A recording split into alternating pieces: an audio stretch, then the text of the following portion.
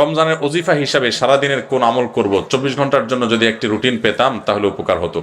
রমজানে ওজিফা হিসাবে সারাদিনের জন্য কোন আমল করবেন? সারাদিনের জন্য একটা জিনিস সবচেয়ে গুরুত্বের সাথে করবেন, যে কোনো গুনাহ করবেন না, কোনো পাপ করবেন না, মুখ দিয়া না, চোখ দিয়া না, হাত দিয়া না, কোনো অন্যায় করবেন না, কোনো মানুষের অধিকার নষ্ট করবেন না, কাউ ক্ষতি করবেন না। সব ক্ষেত্রে সারাক্ষণ চেষ্টা করবেন ভালো মানুষ হয়ে থাকার। এর বাইরে বেশি বেশি কোরআন তেলাওয়াত করবেন। সবচেয়ে বেশি আমল কোরআন তেলাওয়াতের আমল। রমজান মাস কোরআন নাজিলের মাস, সেজন্য কোরআন তেলাওয়াত বেশি বেশি করবেন। এর বাইরে সুবহানাল্লাহ, আলহামদুলিল্লাহ, লা ইলাহা ইল্লাল্লাহ, আল্লাহু আকবার, ইস্তিগফার পড়বেন। মনে মনে হাঁটতে হাঁটতে আল্লাহর সাথে কথা বলবেন, দোয়া করবেন। এই জিনিসগুলো বেশি বেশি করবেন। এর বাইরে রুটিন যদি চান আমার কাছে, তো আমি বলবো ভোর রাতে যখন খেতে উঠবেন, খেতে উঠলে 10টা মিনিট 20টা মিনিট হাতে রাখবেন। আগে খানা শেষ করে এরপরে একটু আল্লাহর কাছে দোয়া করবেন, অথবা আগে দোয়া করে তারপরে খানা খাবেন। একটু ভোর রাতে দোয়া কবুল হয়, এটা সারা বছর আপনি পারেন না, রমজানের সুযোগ আসে, এই সুযোগটা হেলায় হারাবেন না। এই টাইমে আল্লাহ তাআলা যেছে যেছে মানুষকে দোয়া কবুল করেন।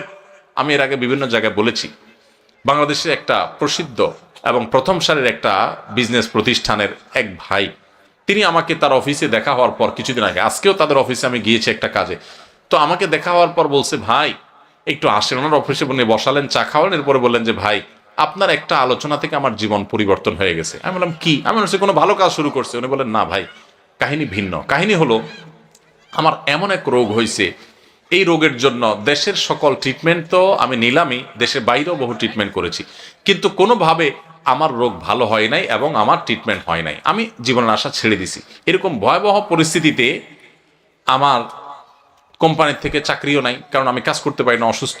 তো আমি গ্রামে চলে গেছি মরার অপেক্ষা, যে এখন আর বাঁচার কোনো সুযোগ নেই। ডাক্তার বলছে যে শেষ যে কদিন যা খাইতে চান খান, আর কোনো ট্রিটমেন্ট নেই। বলেন যে আমি গ্রামে চলে গেছি, আশা ছেড়ে দিছি, অনেক কষ্ট যন্ত্রণা রোগের কারণে, মারা যাব এরকম একটা অবস্থা। হঠাৎ করে আপনার একটা ভিডিও দেখলাম, ভোর রাতে তাহাজ্জুদের সময়ের দোয়া আল্লাহ ফিরিয়ে দেন না। তখন আল্লাহর কাছে চাওয়া শুরু করলাম, প্রতিদিন ভোর রাতে উঠে কান্নাকাটি, দোয়া, মুনাজাত, খুব চোখের পানি ফেলা। আল্লাহ সবাই যেটা পারে না তুমি সেটা পারো, দোয়া করতে শুরু করলাম। উনি বলেন, হঠাৎ করে একদিন তাহাজ্জুদের সময় উঠে খুব দোয়া কান্নাকাটি করলাম, খুব সিজদা করলাম, খুব চোখের পানি ফেললাম আল্লাহর কাছে, চিৎকার করে বাচ্চা পোলা মতো কাঁদলাম। বলেন যে হুজুর বিশ্বাস করবেন, ওই দিন তাহাজ্জুদ পড়ে শেষ করার পর থেকে আমার শরীর থেকে সমস্ত রোগ উধাও হয়ে চলে গেছে।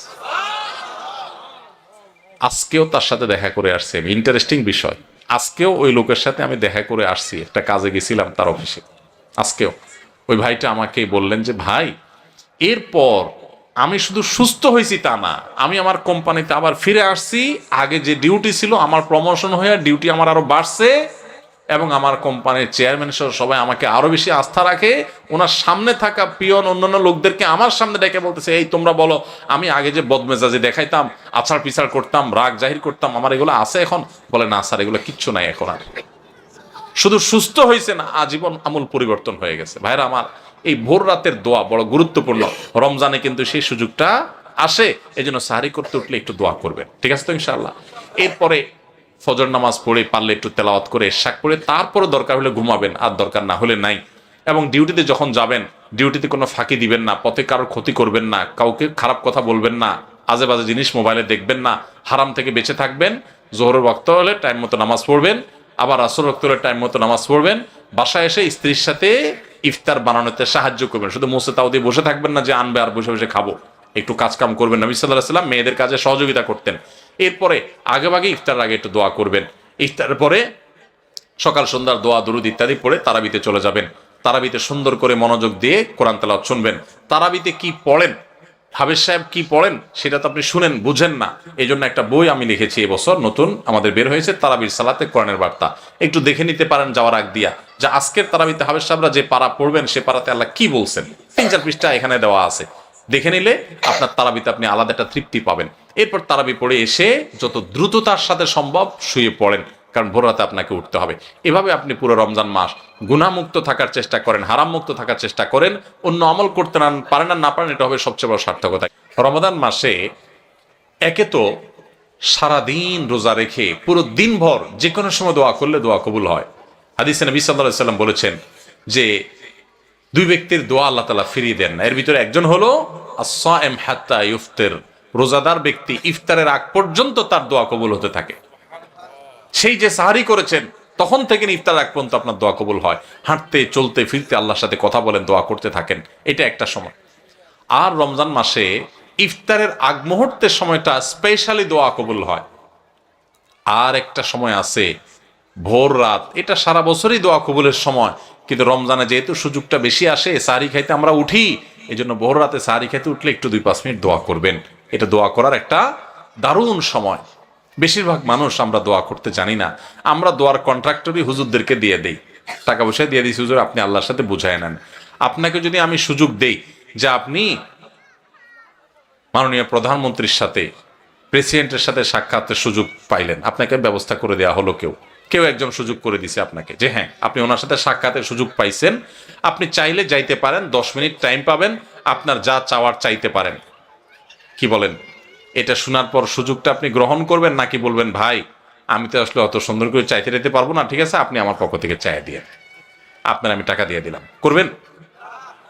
কোনো পাগলও করবে না। করবে? আর এই চান্স মানুষ হারায় নাকি? যা বলবো প্রধানমন্ত্রী আমার বাড়ি দরকার, গাড়ি দরকার, অমুক আমার দিকে চাইছে, চোখগুলো তুলে ফেলান, হান করেন, তান করেন, যত ধান্দা আছে সব নিয়ে আমরা 15 মিনিটে হাজির করতাম, ঠিক না ঠিক?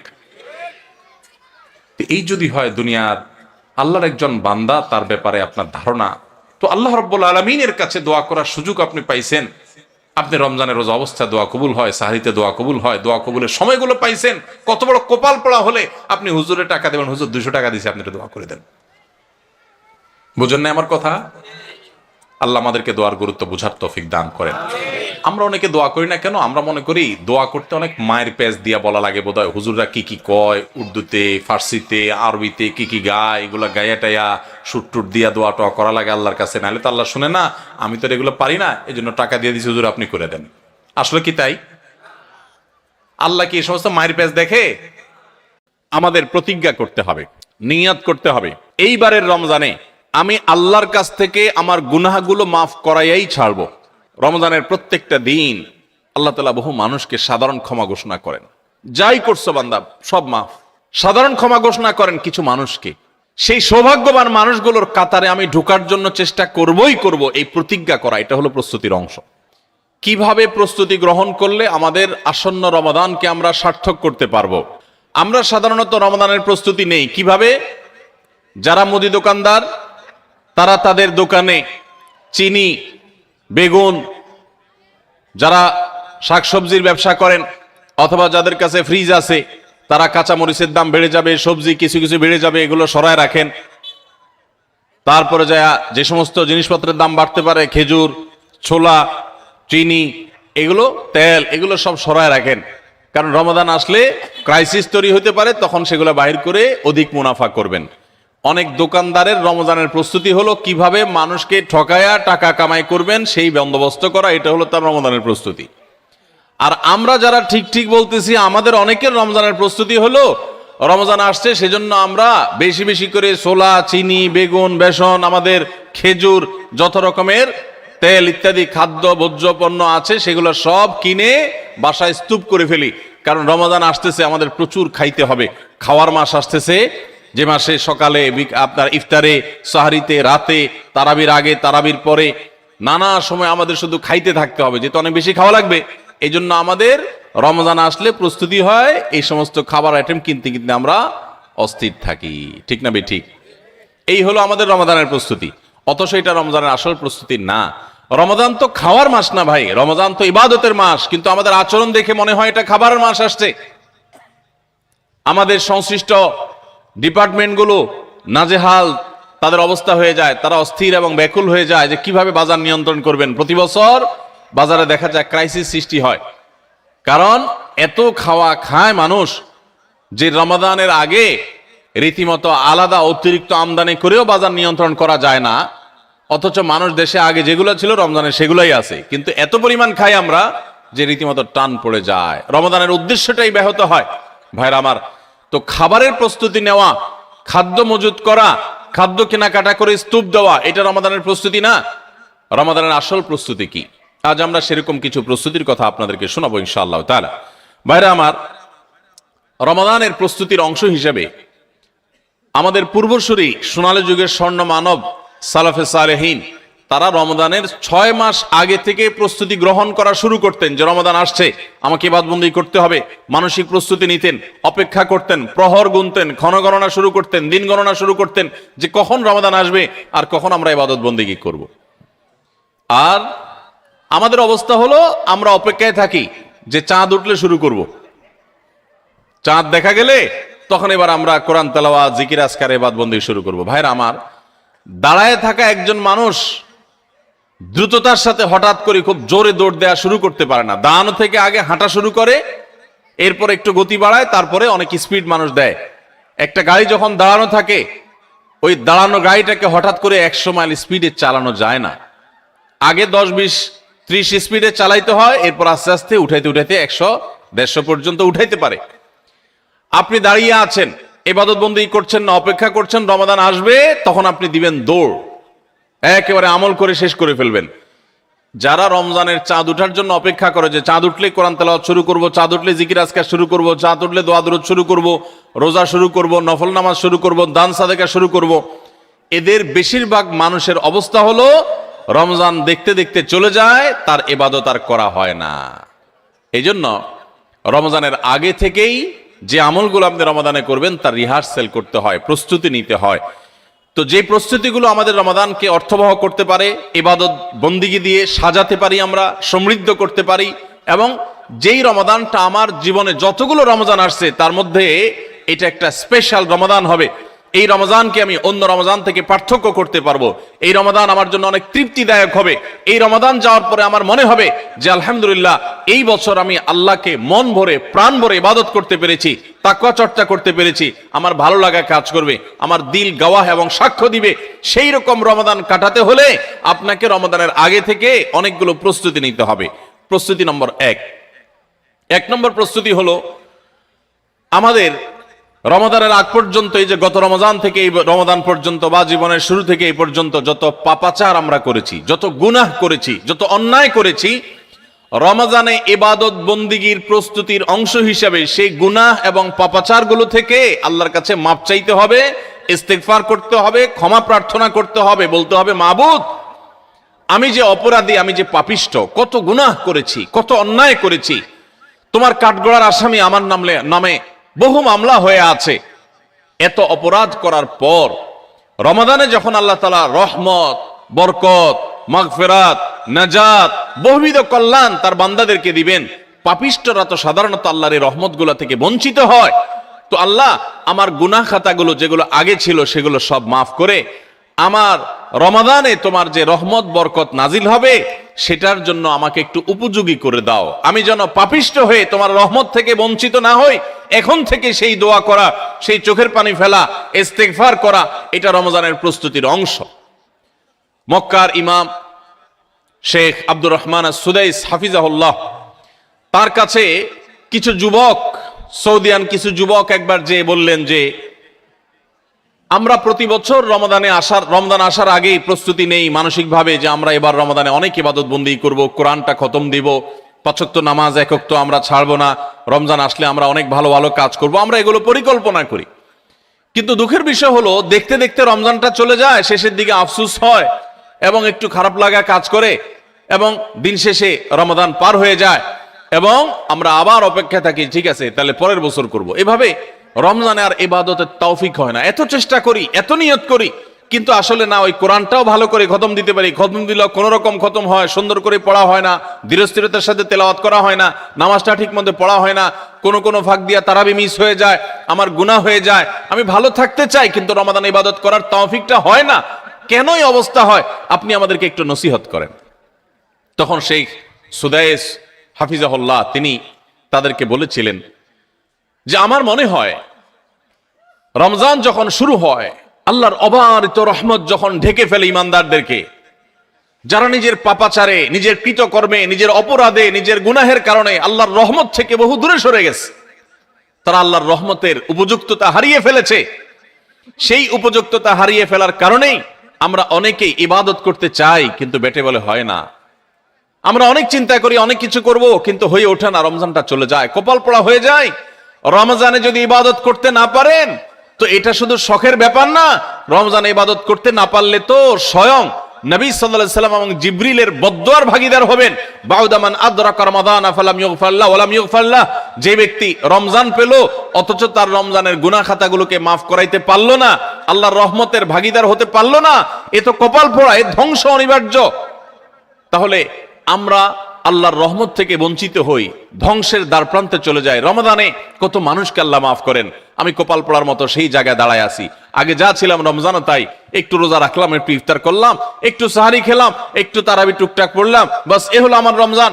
রমজান চলে যায়, আমার চোখের পানি আসে না, আমার দোয়া আসে না, আমার কান্নাকাটি আসে না, আমার ক্ষমা প্রার্থনা আসে না, আমার তওবা আসে না, আমার ইস্তিগফার আসে না, আমার জীবনটা পরিবর্তন হয় না, আমার সংশোধন হয় না, আমার আত্মশুদ্ধি হয় না, আমি কপাল মতো পোড়ার মতো পড়ে থাকি। এর অন্যতম প্রধান কারণ হলো যে আমি সারা বছর পাপাচার করে আল্লাহর রহমত থেকে এত দূরে সরে গেছি যে রমাদানের আল্লাহর এই রহমতের উপযুক্ততা আমার হারিয়ে ফেলেছি। এই জন্য শেখ সুদাইস তাদেরকে বলেছিলেন, আমার মনে হয় আমাদের গুনাহ এবং পাপাচারের কারণে আল্লাহর রহমতের উপযুক্ততা আমরা নষ্ট করে ফেলেছি। এই জন্য রমজান আসার আগে প্রস্তুতি হিসাবে আমরা আল্লাহর কাছে চোখের পানি ফেলে দোয়া করে আগের সব গুনাহগুলো মাপ চেয়ে নেই যে আল্লাহ রমজানের রহমতের উপযুক্ত হওয়ার জন্য আমার পূর্বের সব গুনাহ মাফ করে দেন, আমার হালখাতা করে দেন। আমরা যেরকম দোকানদারদের কাছে পুরাতন বাকি সমস্ত টাকা পরিশোধ করে হালখাতা করলে নতুন করে আবার অনেক বাকি দেয় আমাদেরকে, আর আগের টাকা পরিশোধ না করলে নতুন বাকি দেয় না, তো আল্লাহর কাছে আগের গুনাহগুলো মাফ করে নিতে পারলে, মাফ করায় নিতে পারলে নতুন করে রহমতের উপযুক্ততা তৈরি হয়। এই জন্য রমজানের প্রস্তুতির অংশ হিসেবে প্রথম প্রস্তুতির কথা বলেছি, আল্লাহর কাছে আসুন, নিজের কৃত পেছনের সমস্ত গুনাহ, সমস্ত খাতা, সমস্ত ভুল, সমস্ত বিচ্যুতি, সমস্ত ত্রুটি, সমস্ত পাপাচার, সমস্ত জুলুম, যত অন্যায় করেছি, চোখের গুনাহ করেছি, মুখের গুনাহ করেছি, মোবাইলে গুনাহ করেছি, ফেসবুক ইউটিউব মোবাইল করেছি, যত গুনাহ করেছি সমস্ত গুনাহ থেকে আল্লাহর কাছে মাপ চাই এবং দোয়া করি, আল্লাহ তুমি সব গুনাহগুলো মাফ করো, তুমি আহকামুল হাকিমিন, তুমি গফুরুর রহিম, তুমি সবকিছু করতে পারো। রমজান আসছে, প্রতিবারই আমার রমজান দেখতে দেখতে চলে যায়, ইবাদত করতে পারি না, এবার আমি তোমার রহমত পেতে চাই মাবুদ, এই জন্য তুমি আমাকে মাফ করে দাও। এই জন্য প্রথম প্রস্তুতি হলো আল্লাহর কাছে তওবা ইস্তেগফার করে নিজের গুনাহগুলোকে ধুয়ে মুছে পরিষ্কার করে রমজানের জন্য রহমতের অপেক্ষা করা। চেষ্টা করব না ইনশাআল্লাহ? আল্লাহ আমাদের সবাইকে, আমরা যারা আছি, যারা শুনছি, আল্লাহ আমাদের সবাইকে আপনি রমাদান আসার আগে আগে আমাদের গুনাহগুলোকে মাফ করে আপনার রহমত থেকে দূরে সরার মতো যে সমস্ত অপরাধ করে বসে আছি, আল্লাহ সেগুলো থেকে আমাদের ফিরে আসার তৌফিক দেন এবং আমাদের গুনাহ খাতাগুলো মাফ করে দেন। ভাইরা আমার, তাহলে এক নম্বর প্রস্তুতির কথা বললাম, রমজানের প্রস্তুতির অংশ হিসাবে সকল গুনাহ খাতা থেকে আল্লাহর কাছ থেকে মাপ চেয়ে নিজের প্রোফাইলটাকে ক্লিন করে ফেলবো, সব পরিচ্ছন্ন করে ফেলবো, নতুন করে হালখাতা করে রমজানের জন্য শুরু করতে পারি। তাহলে দেখবেন ইবাদতের স্বাদ পাওয়া যাচ্ছে, ইবাদতের তৃপ্তি পাওয়া যাচ্ছে, ইবাদত করতে ভালো লাগার কাজ করছে। আল্লাহ আমাকে, আপনাকে, আমাদের সবাইকে সেই তৌফিক দান করুন। দ্বিতীয় যে করণীয় আছে রমজানের প্রস্তুতির অংশ হিসাবে, সেটা হলো রমজান মাসের যে ফজিলত এবং মর্যাদা আছে, রমজান মাসের রোজার যে মাসলা মাসাইল আছে, এগুলো এখন থেকে শেখা শুরু করতে হবে। তাহলে মানসিকভাবে আপনি প্রস্তুতি নিতে পারবেন যে রমজান আসছে। আপনি রমজান শুরু হওয়ার পরে যদি এবার মাসলা শেখা শুরু করেন, তো শিখতে শিখতেই তো আপনার কয়েকদিন চলে যাবে, একটা মাস দেখতে দেখতে চলে যায়। এই জন্য রমজানের প্রস্তুতির অংশ হিসাবে এখন থেকে রমজানের কি মর্যাদা, রোজার কি মর্যাদা, মানুষকে ইফতার করালে কি লাভ, রমজান মাসে গুনাহ থেকে বেঁচে থাকার অপরিহার্যতা কি রয়েছে, রোজা রেখে যদি আমি গুনাহ করি তাহলে রোজার কোনো লাভ নেই, উপাস থাকার মতো, এগুলো আগে থেকে জানতে হবে, শিখতে হবে, বুঝতে হবে। রমজানের ফাজাইল এবং মাসাইল, রমজানের তাৎপর্য, মাহাত্ম্য, মর্যাদা কি, সেগুলো জানবো এখন থেকে, এবং করণীয় কি সেগুলো আমরা ঠিক করব। আমাদের একটা বক্তব্য ইউটিউবে আছে, রমজানের 27টি স্পেশাল আমল, বিশেষ আমল, এগুলো রমাদানের জন্য স্পেশাল। এই 27টি আমল প্রিন্ট করে বা হাতে কলমে কাগজে লিখে আপনি কোথাও টাঙায় রাখেন। এখন থেকে দেখা শুরু করেন যে 27টা আমলের সবগুলো আমি পুরো মাস ব্যাপী করব, কোনটা আমি বাদ দিব না। এখন থেকে প্রস্তুতি নেন। আপনি রমজানের পরে যদি জানতে শুরু করেন, তো জানতে জানতেই তো এক সপ্তাহ চলে যাবে, আর মানতে মানতে আরেক সপ্তাহ চলে যাবে, আপনি ইবাদত করে শান্তি পাবেন না। এই জন্য এখন থেকে রমাদানের মাসাইলগুলো, মাসলা মাসাইলগুলো, ফজিলতগুলো জানা শুরু করেন। ভাইরা আমার, যত ইবাদত আছে, যত ইবাদত আছে ইসলামে, আমার ক্ষুদ্র জ্ঞানে রমাদান এবং সিয়াম, রমজান মাস এবং সিয়াম, রোজা সম্পর্কে যত ফজিলত, যত মর্যাদা, যত মাহাত্ম্যের কথা আসছে, এত মাহাত্ম্যের কথা এতগুলো হাদিসে অন্য কোন আমলের ব্যাপার আর বর্ণিত হয়েছে বলে আমার জানা নেই। এই জন্য রমাদান আসছে ভাই, জীবনে আরেকটি রমাদান আমি পাবো কোনো গ্যারান্টি নাই। কত মানুষ গত রমজানে ছিলেন, এই রমজানে তারা কবরের বাসী হয়ে গেছে। এই জন্য এই রমজানটা যেন সঠিকভাবে কাটাতে পারি, সেজন্য আগে থেকে এখন থেকে রমজানের মাসনা মাসাইল জানবেন, সেরকম বই কিনবেন, রমজানের উপযোগী বই পুস্তক কিনবেন এবং ওইরকম ওয়াজগুলো শুনবেন, আলেমদের কাছে বসবেন, মসজিদে মসজিদে আলোচনা শুরু হবে, রমজানের প্রস্তুতি শুরু হবে। আল্লাহ আমাদের সবাইকে তৌফিক দান করুন। আমাদের প্রতিজ্ঞা করতে হবে, নিয়াত করতে হবে, এইবারের রমজানে আমি আল্লাহর কাছ থেকে আমার গুনাহগুলো মাফ করাইয়াই ছাড়ব। প্রত্যেক দিন ভাইরা আমার, রমজানের প্রত্যেকটা দিন আল্লাহ তাআলা বহু মানুষকে সাধারণ ক্ষমা ঘোষণা করেন। যাই করছো বান্দা সব মাফ, সাধারণ ক্ষমা ঘোষণা করেন কিছু মানুষকে। সেই সৌভাগ্যবান মানুষগুলোর কাতারে আমি ঢোকার জন্য চেষ্টা করবই করব, এই প্রতিজ্ঞা করা, এটা হলো প্রস্তুতির অংশ। যে এইবারের রমজানকে আমি আর হেলায় হারাতে দেব না, আমি এবার রমজানে আমার গুনাহ মাফ করাইয়াই ছাড়বো, এই প্রতিজ্ঞা এখন থেকে করতে হবে ইনশাআল্লাহ। প্রতিজ্ঞা করবেন তো ইনশাআল্লাহ, যে যেই কোনো কিছুর বিনিময় হোক আল্লাহর কাছ থেকে ক্ষমা আমি আদায় করেই ছাড়বো, আমি আল্লাহর কাছ থেকে ক্ষমা নিয়েই ছাড়বো। এখন আপনি বলতে পারেন যে ক্ষমা যে আমি পেয়েছি তার গ্যারান্টি কি, কিভাবে নিশ্চিত হব? ভাইরা আমার, কোন কোন সালাফ বলেছেন আমাদের দোয়া কোনটা আল্লাহর কাছে কবুল হয়েছে আর কোনটা কবুল হয়নি নিশ্চিত হওয়ার কোনো উপায় আছে কিনা। তো তারা বলেছেন যে যেই দোয়ার পর, যেই কান্নাকাটির পর, যে প্রার্থনার পর, যে মুনাজাতের পর আপনার মানসিক প্রশান্তি অনুভব হয়, আপনার মনের মধ্যে এক ধরনের সুখ অনুভব হয়, তৃপ্তি অনুভব হয়, আপনার প্রশান্তির এক বাতাস বয়ে যায়, খুব ভালো লাগা কাজ করে যে আমি দোয়া করেছি, আল্লাহর কাছে চোখের পানি ফেলেছি, কান্নাকাটি করেছি, ভালো করে মনোযোগী দোয়া করতে পেরেছি, এরকম যদি তৃপ্তি অনুভব হয় তাহলে সুধারণা করতে পারেন যে আল্লাহ আপনার দোয়াটা কবুল করেছেন। তাহলে রমাদানের প্রস্তুতির অংশ হিসেবে আমরা আল্লাহ রাব্বুল আলামিনের মাগফিরাত এবারের রমজানে আদায় করেই ছাড়বো, এই প্রতিজ্ঞা এখন থেকে করতে হবে। সাধারণ নিয়ত না, প্রতিজ্ঞা, পাক্কা নিয়ত করতে হবে। চেষ্টা করবো না ইনশাআল্লাহ যে আমি আল্লাহর কাছ থেকে আমার গুনাহগুলোকে মাফ করাইয়াই ছাড়বো, যত ত্যাগ করা লাগে, যত স্যাক্রিফাইস করা লাগে করবো, তারপর আমি মাফ করাই ছাড়বো ইনশাআল্লাহ। চেষ্টা করা যাবে না? আল্লাহ আমাদের সবাইকে তৌফিক দান করুন।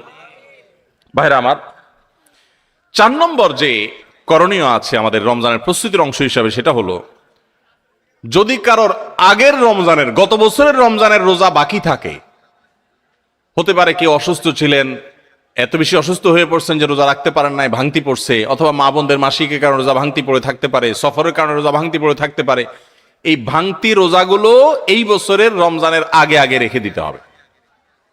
আম্মা জান আয়েশা রাদিয়াল্লাহু তাআলা আনহা তার ভাঙতি রোজাগুলো পরবর্তী রমজানের আগে আগে রেখে ফেলতেন। এই জন্য রমজানের রোজার প্রস্তুতির অংশ হিসাবে আগের কোনো ভাঙতি বা কাজা রোজা থাকলে এই রমজানের আগে আগে সেগুলো রেখে ফেলা উচিত এবং উত্তম। এটা রমজানের চতুর্থ প্রস্তুতি। 5 নম্বর প্রস্তুতি হলো নিজের অন্তরকে শিরক এবং হিংসা থেকে মুক্ত করা।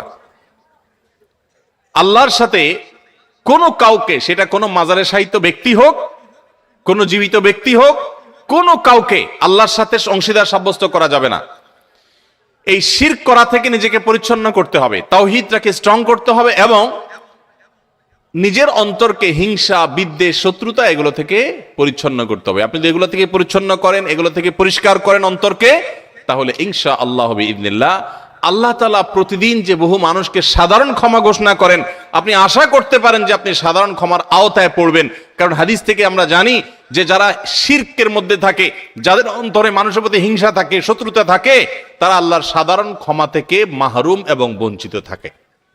অতএব আল্লাহর সাধারণ ক্ষমার উপযুক্ত হওয়ার জন্য নিজেদের অন্তরকে এই সমস্ত গুনাহ থেকে, বিশেষ করে শিরক এবং হিংসা থেকে পরিচ্ছন্ন হতে হবে। এটা হবে রমজানের প্রস্তুতির অংশ। রমাদানে আল্লাহ রাব্বুল আলামিন প্রতিদিন অগণিত মানুষকে মাফ করে দিবেন, বহু মানুষকে আল্লাহ তাআলা মাফ করে দিবেন। যেহেতু বহু মানুষকে আল্লাহ তাআলা মাফ করে দিবেন, তো আমি তাদের মধ্যে যেন থাকি, সেজন্য আমি আমার অন্তরকে হিংসা এবং শিরক থেকে পরিচ্ছন্ন করব।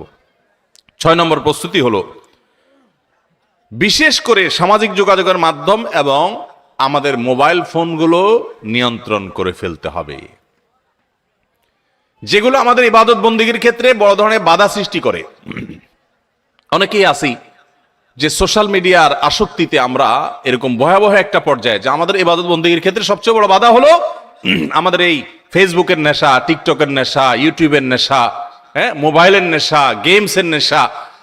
অন্তত রমজান মাস উপলক্ষে আমরা আমাদের এই সমস্ত বিষয়গুলো থেকে যদি বেরিয়ে আসতে পারি, এটা হবে সবচেয়ে বড় কার্যকর পদক্ষেপ, সবচেয়ে বড় প্রস্তুতি, সবচেয়ে বাস্তবসম্মত প্রস্তুতি।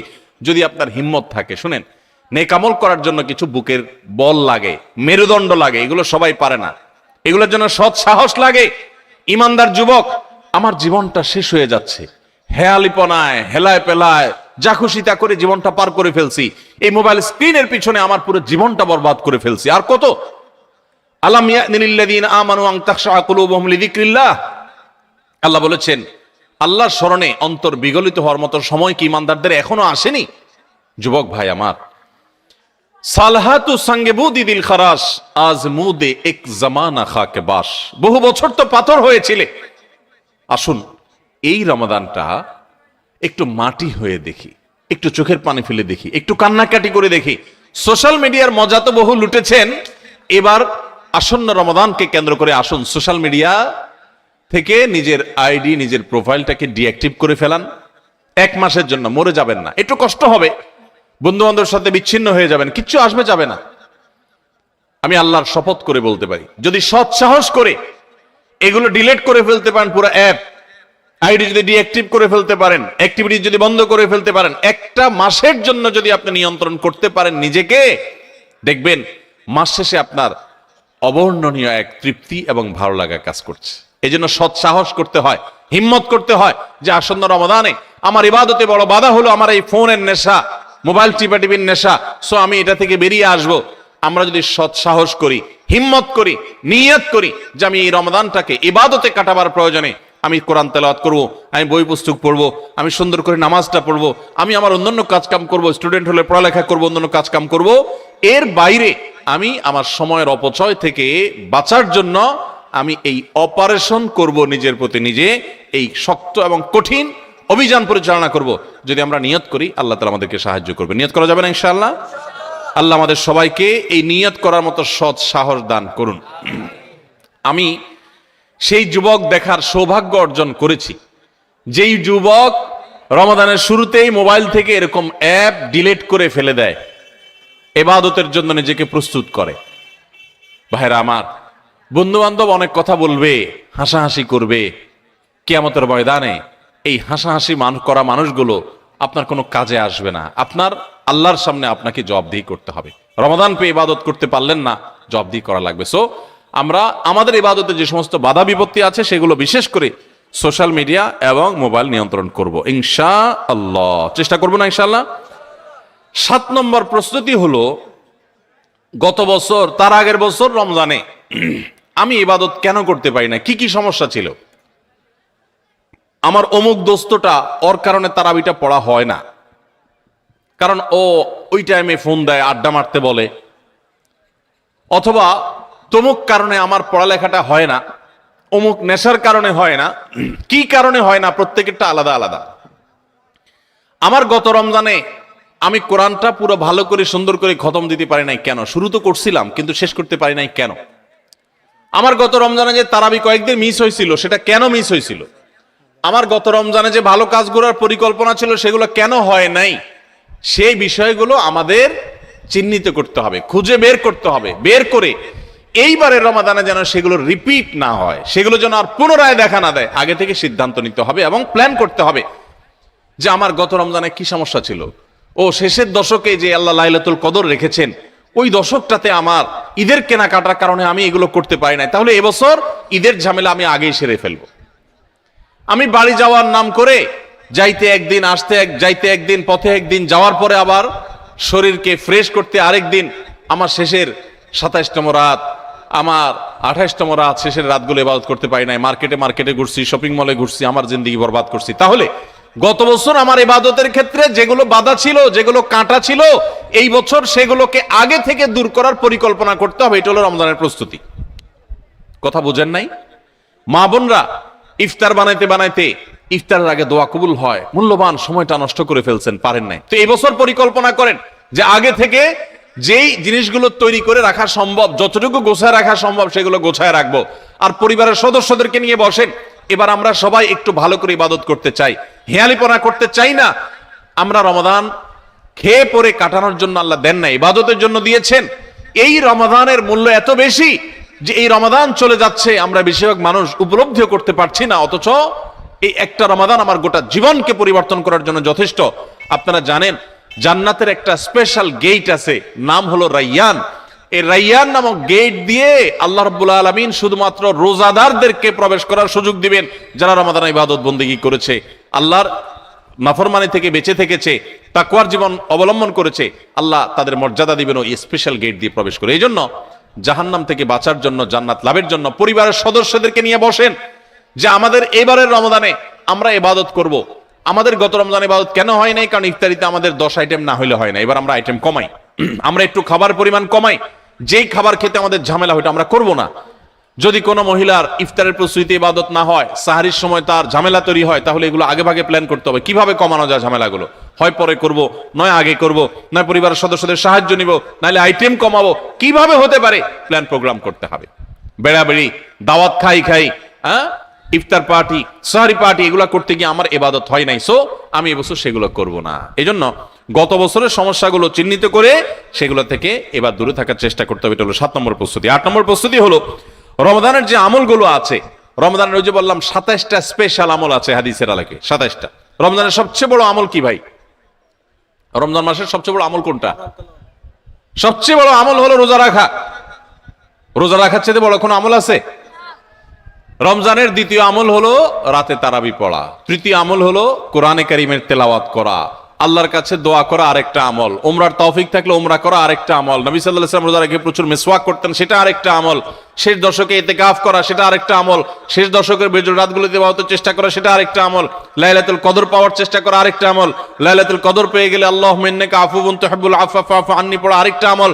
এই রকম 27টি আমল স্পেশাল আছে রমাদানের জন্য, যেগুলো কোরআন এবং হাদিস থেকে প্রমাণিত। তাহলে সেই আমলগুলোকে এখন থেকে টুকটাক করা শুরু করার চেষ্টা করা। একটু নফল রোজা রাখেন, তাহলে রমজানে যে রোজা রাখবেন ওটা সহজ হবে। এখন থেকে রোজা রাখার অভ্যাস করেন। নবী সাল্লাল্লাহু আলাইহি ওয়াসাল্লাম মাসে বেশি বেশি রোজা রাখতেন। আপনি এখন থেকে দান সাদাকার অভ্যাস শুরু করে দেন, প্ল্যান পরিকল্পনা শুরু করে দেন।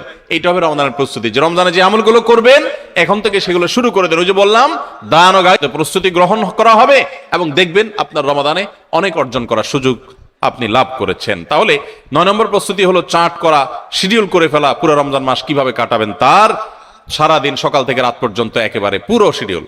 10 নম্বর হলো শাবান মাসের শেষ দিনে 29শে শাবান পশ্চিম আকাশে চাঁদ দেখবেন। এটাও রমজানের প্রস্তুতির অংশ। আমরা আমাদের ছোটবেলায় গ্রামে চাঁদ দেখেছি, এখন মানুষ চাঁদ দেখে না। দেখে চাঁদ আকাশে দেখে না, চাঁদ এখন মোবাইলে খোঁজে। কোথায় খুঁজে? মাগরিবের পরে মোবাইল হাতানো শুরু করে দেয়।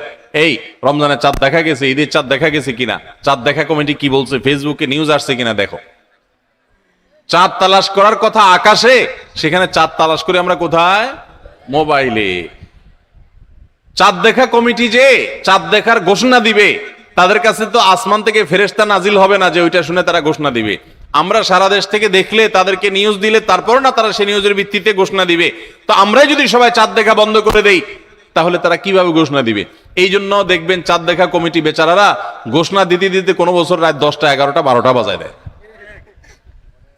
সাধে বাজায়, কারণ আমরা তো তাদেরকে সাহায্য করি না। মনে রাখবেন, রমজানের চাঁদ অন্য যে কোনো আরবি হিজরি মাসের চাঁদ যদি আপনি খোঁজেন পশ্চিম আকাশে, দেখেন আর না দেখেন, আপনি একটু তালাশ করেন, চেষ্টা করেন। যদি চাঁদ দেখার চেষ্টা করেন, তাহলে আপনি চেষ্টা করার কারণে সওয়াব পাবেন, সুন্নাত একটা জিন্দা করার সওয়াব পাবেন। আর চাঁদ যদি দেখতে পান তাহলে দোয়া পড়বেন, আল্লাহুম্মা আহিল্লাহু আলাইনা বিল ইয়ুমনি ওয়াল ঈমান ওয়াস সালামাতি ওয়াল ইসলাম রব্বি ওয়া রাব্বুকাল্লাহ। হে চাঁদ, হে আল্লাহ, আমি তোমার কাছে এই চাঁদ, এই চাঁদের মাসটা, এই মাসটা আমি বরকতময় মাস হিসাবে তোমার কাছে চাই। ঈমানের সাথে যেন থাকতে পারি, শান্তি নিরাপত্তার সাথে থাকতে পারি, ইসলামের সাথে থাকতে পারি। এরপর চাঁদকে লক্ষ্য করে বলা, হে চাঁদ, তোমার এবং আমার সৃষ্টিকর্তা এক আল্লাহ, তোমারও রব আল্লাহ, আমারও সৃষ্টিকর্তা আল্লাহ। তো এই দোয়া পড়া সুন্নাত। যদি চাঁদ দেখতে পান দোয়া পড়বেন, আর না দেখতে পারলে চেষ্টাটা করবেন, তাও সওয়াব পাবেন। এই জন্য শাবানের 29 তারিখে পশ্চিম আকাশে চাঁদ তালাশ করবো তো ইনশাআল্লাহ। এগুলো এখন বিদায় হয়ে গেছে, চাঁদ তালাশ করা। চাঁদ তালাশ করা একটা বিলুপ্ত সুন্নাহ। এই সুন্নাহ জিন্দা করার চেষ্টা করবেন। রাস্তা বের হয়ে পশ্চিম আকাশে তাকাবেন। তাহলে এটা হবে রমজানের প্রস্তুতির একটি বিষয়। 10 নম্বর প্রস্তুতি হলো শাবান মাসে চাঁদ দেখা। আর 11 নম্বর এবং সর্বশেষ প্রস্তুতি হলো আল্লাহর কাছে ইবাদতের জন্য দোয়া করতে হয়। আমাদের পরিকল্পনা আমরা করতে পারি, কিন্তু তৌফিক তো আসলে আল্লাহ দিবেন। এই জন্য আমার পরিকল্পনাগুলো করে আমি বলবো, আল্লাহ আমি চাটও তৈরি করেছি, রমজানে মাসালা জানার জন্য বইও কিনেছি, আমি কোরআনও তো রেডি করেছি, তেলাওয়াতও শুরু করে দিয়েছি, টুকটাক নফল রোজা রেখে আমার প্রস্তুতিও শুরু করে দিয়েছি। আমি আমার জায়গা থেকে যা করতে পারার আমি করছি মাবুদ, এবারের রমজানটাতে তুমি আমার একটু ইবাদত করার তৌফিক দিও। ভাইরা আমার, আপনারা অনেকেই অনেক স্বাদ জীবনে আস্বাদন করেছেন, আড্ডা মেরে বন্ধু বান্ধবের সাথে একান্তে কাটিয়ে বিভিন্ন রকমের কাজ করে মজা অনেক লুটেছেন।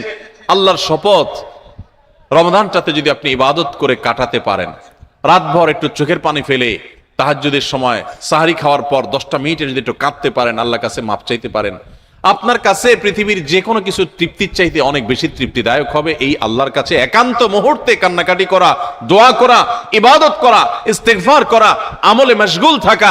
আপনি সেই জিনিসটা করার পরিকল্পনা এই বছর রমাদানে নেন, চেষ্টা করা যাবে না ইনশাআল্লাহ? ভাইরা আমার, সেজন্য আল্লাহর কাছে দোয়া করতে হবে, আল্লাহ আমি আমার চেষ্টা যা নেওয়ার, প্রস্তুতি যা নেওয়ার আমি নিয়েছি, চেষ্টা করেছি, মাবুদ তুমি এবার আমাকে তৌফিক দিও। নবী সাল্লাল্লাহু আলাইহি সাল্লাম প্রত্যেক নামাজের পরে দোয়া করতেন, আল্লাহুম্মা আইন্নি আলা যিকরিকা ওয়া শুকরিকা ওয়া হুসনি ইবাদাতিক। ও আল্লাহ, তোমার কাছে আমি সাহায্য চাই যেন তোমার সুন্দর করে ইবাদত করতে পারি, যেন তোমার স্মরণ আমি সুন্দর মতো করতে পারি, হ্যাঁ, তোমার কৃতজ্ঞতা শুকরিয়া যেন আদায় করতে পারি, সেই তৌফিক তুমি দাও। আল্লাহর কাছে তৌফিক চাইতে হয়। এই জন্য ভাইরা, রমাদানের সর্বশেষ এবং 11তম প্রস্তুতি বলেছি, আল্লাহর কাছে দোয়া চেয়ে নিতে হবে যে আল্লাহ তুমি আমাকে তৌফিক দিও। আল্লাহ তাআলা আমাদের সবাইকে রমাদানের এই সবগুলো প্রস্তুতি যথাযথভাবে করে আসন্ন রমাদানকে আমাদের জীবনে এক ব্যতিক্রমী রমাদান, সার্থক রমাদান, সফল রমাদান, তৃপ্তিদায়ক রমাদান এবং জান্নাত কামানো রমাদান, মাগফিরাত লাভ করা রমাদান হিসাবে কাটাবার তৌফিক নসিব করুন। খুব দোয়া করব দিল থেকে ভাই, খুব দোয়া করব, খুব চোখের পানি ফেলবো যে আল্লাহ রমাদানে যদি ক্ষমা না পাই তাহলে তোমার ফেরেশতার বদদোয়া, তোমার নবীর বদদোয়ার ভাগীদার হইতে হবে। এর চাইতে বড় হতভাগা আর কেউ নেই যে রমজান পাওয়ার পরও ক্ষমা পায় নাই, রমজান পাওয়ার পরও 5 ওয়াক্ত নামাজ ধরতে পারে নাই, রমজান পাওয়ার পরও কোরআন ধরতে পারে নাই, রমজান পাওয়ার পরও তার জীবনে পরিবর্তন হয় নাই, তাকওয়া শুরু করতে পারে নাই। এর চাইতে হতভাগা, এর চাইতে কপাল পড়া আল্লাহর জমিনে আরেকটা নেই। ভাইরা আমার, সেজন্য এবারের রমাদানটাকে আমরা একটু নড়ে চড়ে বসে ভিন্নভাবে কাটাবার চেষ্টা করি। আল্লাহ হে আরশে আজিমের মালিক, আপনি আমাদের সবাইকে তৌফিক দান করেন। আমরা চেষ্টা করব না ইনশাআল্লাহ ভাই, রমাদানকে সুন্দরভাবে কাটাবার জন্য এখন থেকে প্রস্তুতি নিব না ইনশাআল্লাহ?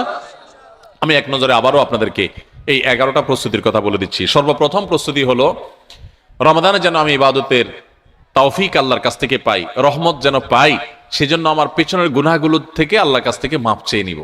রমজানের প্রস্তুতির অংশ হিসাবে আগের গুলো মাপ চাই নিব, আল্লাহ আমাকে মাফ করে দাও।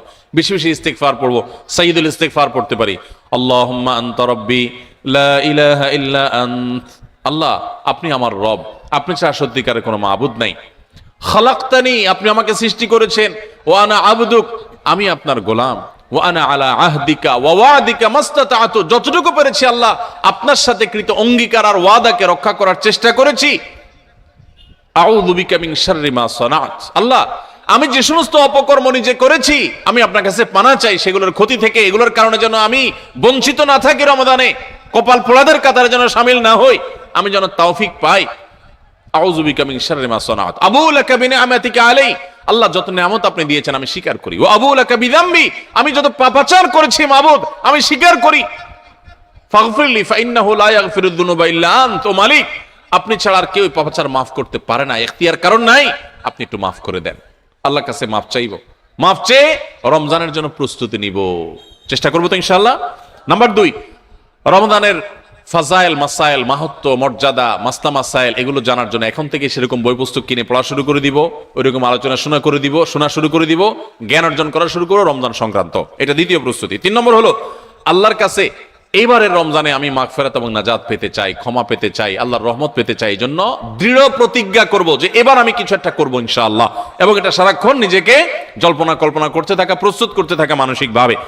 নাম্বার 4 নম্বর প্রস্তুতি হলো আগের বছরের কোন রোজা ভাঙতি থাকলে সেগুলো আদায় করে ফেলা। 5 নম্বর প্রস্তুতি হলো নিজের অন্তরকে শিরক এবং হিংসা, বিদ্বেষ, শত্রুতা এগুলো থেকে পরিচ্ছন্ন করা।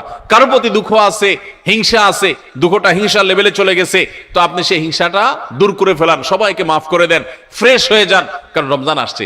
সাধারণ ক্ষমা ঘোষণা যখন করা হবে তখন কিন্তু কপাল পোড়ারা, হিংসুকরা পাবে না মাফ। এই জন্য কারোর প্রতি হিংসা রাখেন না, কারোর অকল্যাণ চায়েন না, সবার কল্যাণ কামনা করেন, মনটাকে উদার করে দেন, বড় করে দেন, এতে আপনি সুস্থ থাকতে পারবেন। আর শিরক থেকে নিজেকে বাঁচিয়ে রাখেন, ইনশাআল্লাহ রমজানের সাধারণ ক্ষমার মধ্যে পড়বেন। এটা রমজানের প্রস্তুতির অংশ, যে শিরক এবং হিংসা থেকে নিজেকে পরিচ্ছন্ন করলেন। 5 নম্বর প্রস্তুতি। 6 নম্বর প্রস্তুতি হলো সোশ্যাল মিডিয়া, ফেসবুক ইত্যাদি নেশা এবং স্মার্টফোন পারলে গলা চিপে বন্ধ করে ফেলান। 1 মাসের জন্য বাটন ফোনে চলে যান অন্তত, এবং আইডি ডিঅ্যাক্টিভ করে ফেলান। একটু হিম্মত করেন, সৎ সাহস করেন, মরে যাবেন না। একটু কষ্ট হবে, এতটুকু কষ্ট যদি না করেন, কোন মুখে আল্লাহর কাছে আপনি জান্নাতের দাবি করবেন? একটু সোশ্যাল মিডিয়াকে 1 মাসের জন্য নিয়ন্ত্রণ করার যদি নিয়ত করতে না পারেন, আল্লাহর কাছে কোন মুখে জান্নাতের আশা করবেন, দাবি করবেন? এই জন্য 6 নম্বর প্রস্তুতি হলো যেই বিষয়গুলো আমার ইবাদতে ব্যাঘাত সৃষ্টি করে, অর্থাৎ এই সোশ্যাল মিডিয়া ইত্যাদি, এগুলোকে নিয়ন্ত্রণ করে ফেলা। 7 নম্বর হলো গত বছর রমজানে বা তার আগের বছরগুলোতে রমজানে আমার ইবাদতে যেসব বাধা ছিল, যাদের কারণে সমস্যা হয়েছে, ওই বন্ধুই আমার বন্ধুত্বের তালিকা থেকে বাদ দিয়ে ফেলতে হবে, ওই সার্কেল আমি ছেড়ে দিতে হবে, ওই আড্ডা আমার ছেড়ে দিতে হবে, ওই কাজ আমার ছেড়ে দিতে হবে, যেই কাজের কারণে আমার রমজানে ইবাদত হয় না, ওই কাজে আমি করব না। 1 মাসের জন্য নিজেকে স্যাক্রিফাইস করতে হবে। এটা রমজানের প্রস্তুতি, এখন থেকে প্ল্যান করে এগুলো বাদ দিতে হবে। এবং 8 নম্বর হলো যে রমজানের যে আমলগুলো আছে সেগুলো এখন থেকে একটু একটু করে শুরু করা। কোরআন তেলাওয়াত এখন থেকে শুরু করে দেন, রোজা এখন থেকে, নফল রোজা শুরু করে দেন, এখন থেকে তাসবিহ তেলাওয়াত শুরু করে দেন, এখন থেকে দোয়া দুরূদ শুরু করে দেন, তাহলে রমজানে বেশি করে করতে পারবেন। আর যদি তখন করবেন বসে থাকেন, করা আর হবে না। 9 নম্বর প্রস্তুতি হলো যে রমজানে সকাল থেকে রাত পর্যন্ত কিভাবে সময় কাটাবেন, এটার জন্য এখন থেকে রুটিন তৈরি করে ফেলান, রুটিন, এবং সেই রুটিনটা টাঙায় ফেলান, এই রুটিন অনুযায়ী চলবো, এখন থেকে প্ল্যান করে ফেলান। 10 নম্বর হলো শাবানের শেষ দিন 29শে শাবান পশ্চিম আকাশে একটু চাঁদ তালাশ করেন, দেখেন কিনা, রমজানের প্রস্তুতির অংশ হিসাবে।